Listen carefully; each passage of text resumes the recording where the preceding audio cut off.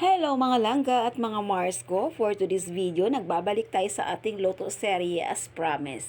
At ang ating lulutuin for today's video mga mari ko, magigisa tayo ng bagoong alamang na may taba ng baboy. Malambot na yan mga mari ko dahil napakuluan na nga natin at hiniwa natin ng ganyang kaliliit at pinirito natin ng bahagya dyan sa unting mantika hanggang sa matunaw ang taba at lumabas yung kanyang sariling mantika. At yan nga yung gagamitin natin sa panggisa ng bawang at luya, pati na yung kamatis at ang ating ginamos or bagoong alamang na tira pa yan ng dinala ng aking pamangkin galing from Negros, yan mga langga ko.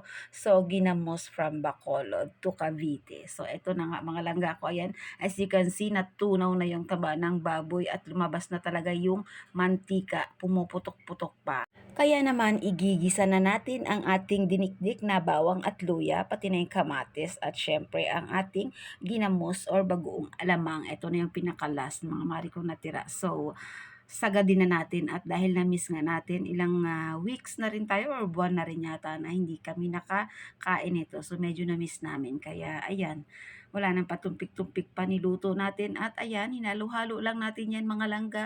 Halo-halo lang hanggang sa mahilo siya, kagaya ng ginawa sa'yo ng ex mo na paikot-ikot sa palad niya. Charot, bakit ba nakarating na sa ex? Nagluluto lang naman ako mare kung ano-ano pang naalala. Anyway mga langga, ayan na nga, dahil lumabas na yung katas ng kamatis na ating ginisa dyan, mamula-mula na yung sabaw ng mantika at eto na nga ang pinaka main ingredients, ang ating kinamos or alamang. Ayan, hinalo-halo na natin dyan. Durug-durugin lang natin mga Mars ko dahil medyo matigas nga siya at sobrang dikit. Ayan, mekos-mekos lang natin ng maigi at durug-durugin. So ayan, since naghalo-halo na siya sa ating ginisang bawang, luya at kamatis, ay ito na ang ating taba ng baboy.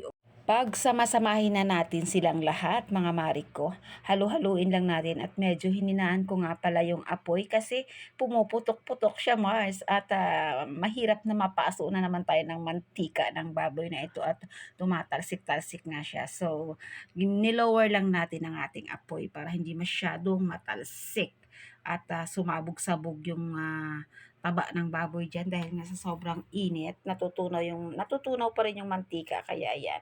So, minekos-mekos lang natin maigi dyan mga langga ko hanggang sa matuyo siya at nilagyan ko ng unting water para lang talagang lutong-luto kasi pag hindi mo siya nilagyan, matututong siya langga. Ganyan ang itsura na napakasarap at umaalingasaw na ang amoy sa buong kabahayan mga palangga ko, pati na sa kapitbahay. Kaya hindi mo talaga maisikreto pag ganito ang niluluto mo at maaamoy talaga ng mga tao sa kapaligiran. So ayan, nilagyan ko na ng unting vinegar at sugar para lang pampabalance at nagpiga rin tayo ng kalamansi.